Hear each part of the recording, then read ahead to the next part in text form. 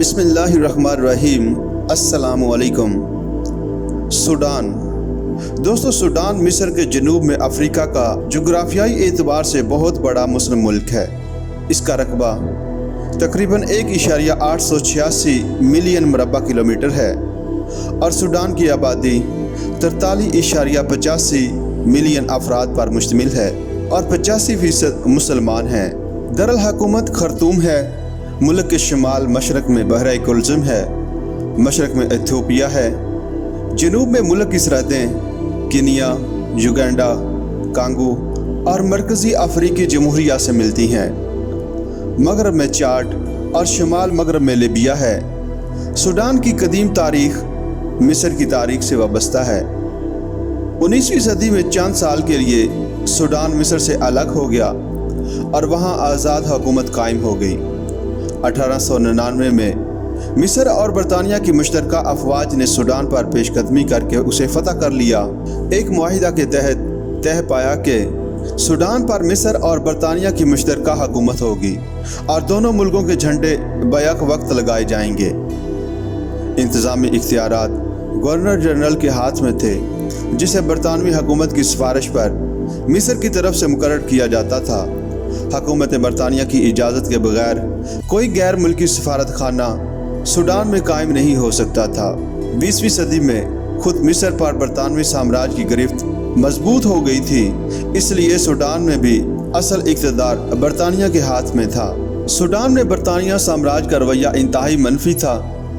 اس سے ملک کی سیاسی اور اقتصادی ترقی رک گئی۔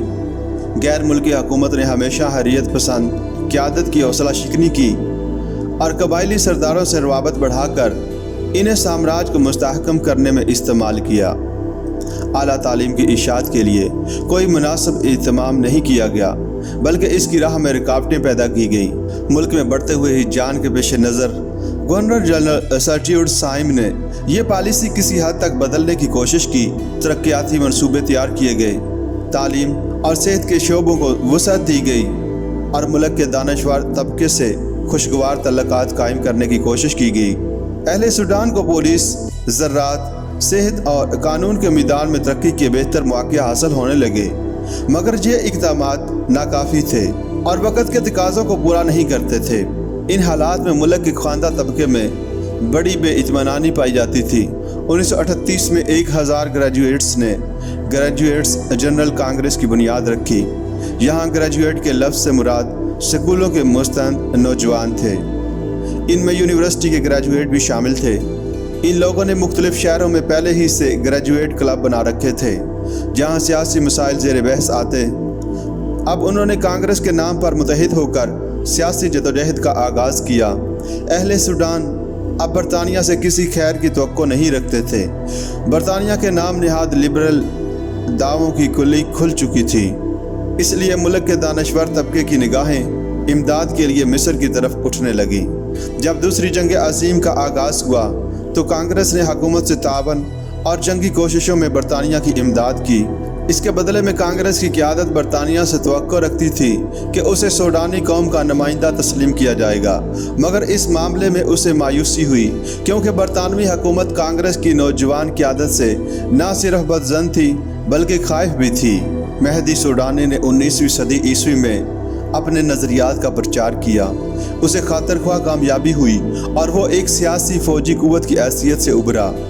جلد ہی پورے سوڈان پر اس کا اقتدار قائم ہو گیا، اگرچہ اس کی وفات کے بعد اس کے جانشین اقتدار سے مرحوم ہو گئے اور ملک پر 1899 میں مصر اور برطانیہ کا قبضہ ہو گیا۔ ملک میں اس کے پیرووں کی بڑی تعداد موجود تھی۔ وہ لوگ انصار کہلاتے تھے اور مہدی کے روحانی جانشین، جسے امام کہتے تھے، کے مرید تھے۔ اس وقت کے امام کا نام سید عبد الرحمن تھا۔ انصار بنیادی طور پر ایک مذہبی فرقہ تھا، لیکن 1945 میں انہوں نے امہ پارٹی کے نام سے ایک سیاسی جماعت قائم کی۔ اس جماعت نے اپنے منشور کی بنیاد مصر اور برطانیہ دونوں کے تسلط سے آزادی پر رکھی۔ یہ لوگ وادی نیل کی وحدت یعنی مصر کے ساتھ سوڈان کے الحاق کے سخت خلاف تھی۔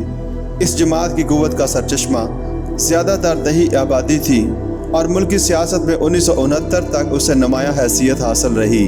1940 سے پہلے यूनिनिस्ट का लफ्ज़ सियासतदानों के इस मकतब फ़िक्र के लिए इस्तेमाल होता था जो वादी नील यानी मिस्र और सूडान के इत्तेहाद का हामी था, लेकिन अब ये लफ्ज़ इन तमाम जमातों के लिए इस्तेमाल होने लगा जो मेहदी और उम्मा पार्टी की मुखालिफ थी। मेहदी के मुखालिफिन मुख्तलिफ जमातों का रूप धारते, इनमें अशका जमात 1943 में इस्माइल अल-ज़हरी की क़यादत में कायम हुई। इस जमात ने इंसार के मुखालिफ मजहबी फ़िरका ख़ातमिया के साथ इल्हाक़ कर लिया। अशका ने पार्टी प्रोपेगेंडा के लिए दिन रात काम किया, ख़ास तौर पर बड़े शहरों और कस्बों में सियासी जोड़ तोड़ का कोई मौका ज़ाया न किया। साम्राज्य के खिलाफ नफरत की मुहिम में उसे बड़ी कामयाबी हासिल हुई। यूनिनिस्ट ग्रुप ने नित नई जमात बंदी होती रही। 1952 में नेशनल यूनिनिस्ट पार्टी NUP वजूद में आई। आज़ादी के बाद इसकी जगह पीपल्स डेमोक्रेटिक पार्टी ने ले ली।